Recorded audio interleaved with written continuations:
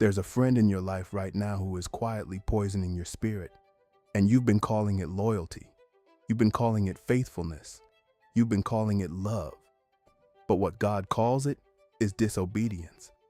Today, I'll show you something most believers don't want to hear, but desperately need to understand.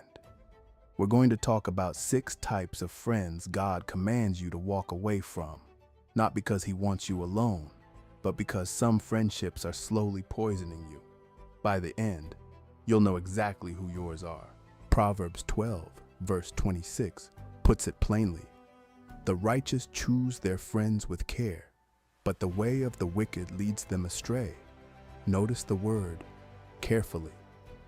Not every person who smiles at you is for you. Not every person who stays close is safe.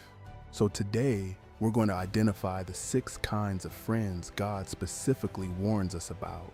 Type 1, the gossip. This is the friend whose mouth is a revolving door. Everything you hand them walks straight back out. Years ago, I had a friend I trusted deeply. I shared things I'd never say in public. Private struggles, family situations, spiritual doubts I was still working through. I believed those conversations were sacred. Then one day, I walked into a gathering of mutual friends, and I heard my own words, not the general topic, the exact details, the specific situation I'd shared in confidence with one person. They'd shared it with everyone, and the worst part was realizing it had been happening far longer than I knew. The private things I'd trusted them with had become currency, used to fill conversations whenever they had nothing else to offer. Proverbs 20, verse 19 is direct. A gossip betrays a confidence, so avoid anyone who talks too much. The word is avoid, not confront, and hope they change. Because someone who shares other people's secrets with you will eventually share yours with others. If they gossip to you, understand this: they gossip about you. The second one is the friend who's always at war. There's always a villain in their story, always a fight they're in the middle of, always someone who wronged them this week. Drama follows them like a shadow, and somehow you keep getting pulled into battles that were never yours to fight. They'll dress it up as standing on business. Underneath, it's just a fire that needs constant fuel. I walked through this with someone once. Sit down for coffee, and within minutes, it was a list of grievances. Who disrespected them, who owed them, who'd crossed a line. There was never any peace in it, and I started to notice that I'd walk away wound up over things that had nothing to do with me, borrowing a frustration I never asked to carry. The worst part is where it ended up. I'd bring that tension straight through my own front door, short with the people I love, irritated for no reason any of them had earned.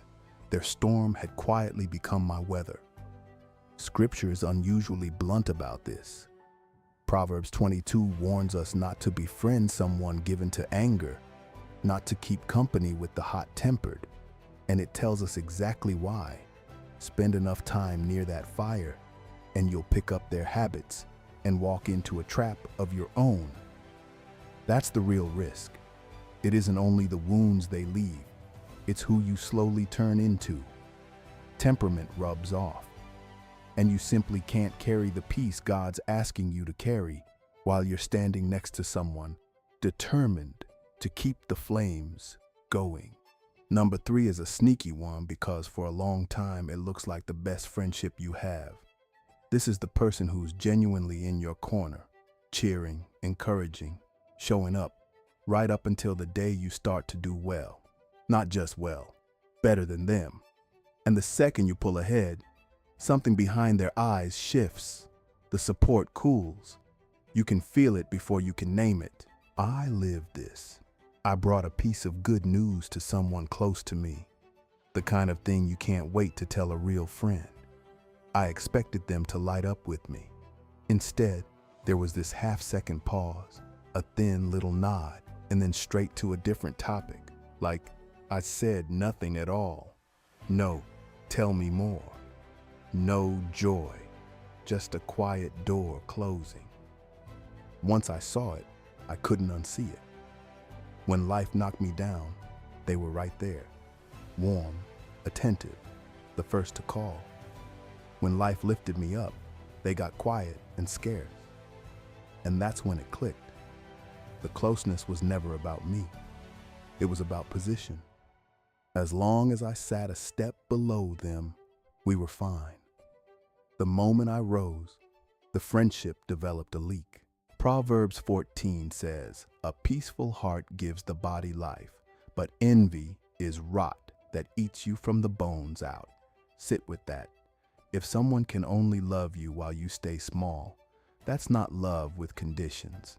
That's a cage someone painted a friendly face on.